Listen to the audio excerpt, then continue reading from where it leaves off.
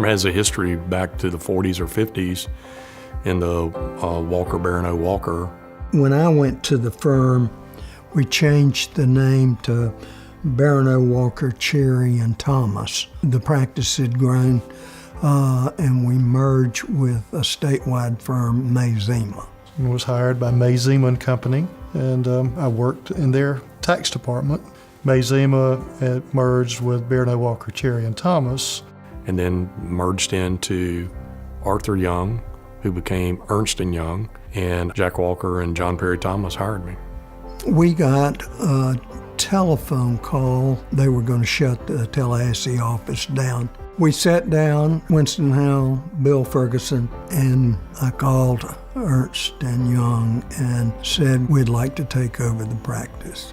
From my perspective, a very easy transition. The business that we're in is client service. You build relationships with your clients, and it's a professional services firm. They stay with the people that they trust and they work with. Winston had heavy tax experience. Bill had audit experience. I felt like we made an excellent team. Set the practice up, maintained, with the exception of the public company, substantially every other client that we had. It was one of our best years ever as a local office as far as working on our metrics and the things that the contributions we were making and some of the growth that we had had. We went from being a national firm to being a local firm, and then leveraged that to grow it to where it is today. We wanted to be able to provide the level of services that our clients expected, and as those clients grew, to be able to grow with the clients. We're going to deliver national level type services to businesses that need it, but we're going to do it with the principles of the firm. And really that became one of our main branding and marketing ideas. We kept the things we liked and wanted to have fun with it. The commitment to client service, the responsiveness to the clients and the need. Whenever we split from Ernst & Young, those were some of the things that we built into being fundamental core values that we wanted to subscribe to. And, obviously we wanted to get rid of bureaucracy, and we wanted to get rid of some of the other aspects that we didn't like. The other most important element, the quality of the staff. We weren't looking for the cheapest people. We weren't looking for somebody that was going to burn out after a year or so. We wanted people to know that we took all this stuff personally, and that we were going to be engaged and involved, and they were going to get the commitment and the investment from the three principles. One of the things that we have always emphasized is education and training. And it's really a personal investment too. You take that with you no matter where you go, if you're in your professional life, in your personal life. But we've always made it an area of importance because it allows you to grow technically, which we have very high technical standards. We have very complex work that we're working on. And so it's a very important pillar, I think, of our culture. Mazima to Thomas Howell Ferguson is education. And it's not just education, it's just not webinars and read this book. It is national conferences where you're learning from the best of the profession. And I wasn't happy with the firm that I was at. Training was terrible. And, it was really kind of do what they did last year kind of thing. You really didn't have much direction, guidance. But Bill Ferguson called me up, and before he could even get two words in, I said, "Tell me about your training," because I'm only interested in knowing that I'm going to a firm that can provide good training. We were going to bring the best. We wanted to be the best. We wanted to hire the best and expect the best. And in order to do that, you got to invest in people. We also made the commitment that we would adhere to all of the applicable professional standards. That was especially important to me because I was helping draft those standards. What I learned from JPT, besides the fact he had a great sense of humor, was that it was all about relationships. He told me, "Debbie, you need to work on building relationships that is why people want you to work with them. I believe that Winston and Jeff, being president of the FICPA, really set us apart as a firm in the eyes of the other CPA firms throughout the state, because they knew about our contribution and how important the profession was to us. When I joined Thomas Howell Ferguson, John Perry Thomas was the managing shareholder. Winston Howell was the director of tax, and Debbie Leonard would have been the tax manager at the time. Back in the 80s, remember, we didn't have work-life balance. That wasn't a thought. You worked your butt off. But that changed. And it had to change to keep the women, very valuable, very smart women, in the profession. They were losing the women. So I think that changed. Technology helped it change. And firms realized they needed these intelligent women. And so they started talking a little bit more about work-life balance, flexible work arrangements, and so forth. There was a lot of excitement, a lot of energy in it. You know, it was having the opportunity to put your own stamp, you know, and put your own signature on it, you know, the opportunity to make it very personal. You know, that was one of the lines that we always loved with Ernst & Young, is we take business personally.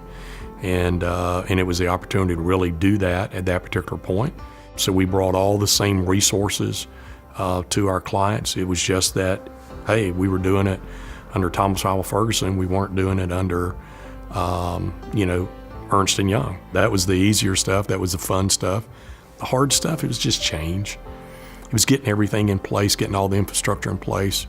The hard stuff really was putting on the business owner hat and thinking about the commitments to the employees, you know, billing and collecting fees so you've got resources to pay salaries.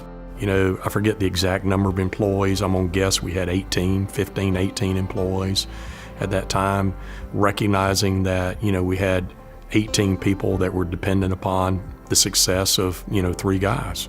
You know, that's also the fun side of it. You know, you were willing to, you know, work harder, put more time in and everything else because, you know, you were motivated by it. To continue to serve the clients in a way that we wanted to serve them, and to continue to, you know, that was always one of our values, is to provide superior client service. And to do that, we recognized that we had to focus within industry groups to bring that specialty service. The industry groups that were began in the early 2000s really helped grow and expand the firm. So we created niches, and we had specializations that we were known for, not just generalists. The client wants to know that you're an expert in a field and that you can talk and you've talked to their colleagues and you know what the best practices are in their industry group, and you can apply those and help them grow. We've had to be more adaptive, and we've had to be more visionary and forward-thinking, not only just to keep up with our employee base, but to keep up with our competition. The thing that excites me the most is seeing the way that you know, our profession has changed over the years, and our ability to make changes with the way that we provide services to our client over the years. That office needed some stability, some support, a lot of support, but mostly consistency and continuity with the way we do things. So I went and talked to one shareholder, and it turned into another shareholder, and then another shareholder, about me moving down there and providing that stability and continuity. I think it's gone really well. Really exciting to see where the firm is and where the profession is today.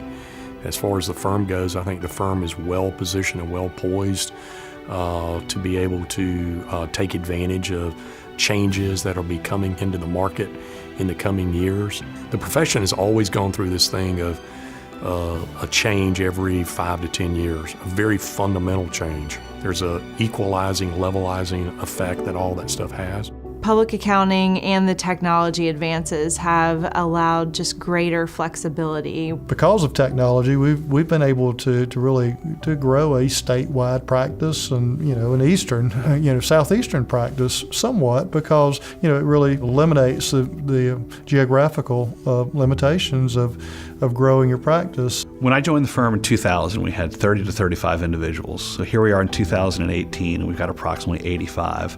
So clearly we've got a trajectory of growth here within the firm, and I see within the next 5 to 10 years that growth being not only in Tallahassee and Tampa, but perhaps another city, a third city, or even a fourth city. We've got great people. We've got a great reputation. Really, I think we're poised for the future. I think there will be continued changes. It's not just going to be the traditional audit and tax services. It's going to be a lot more.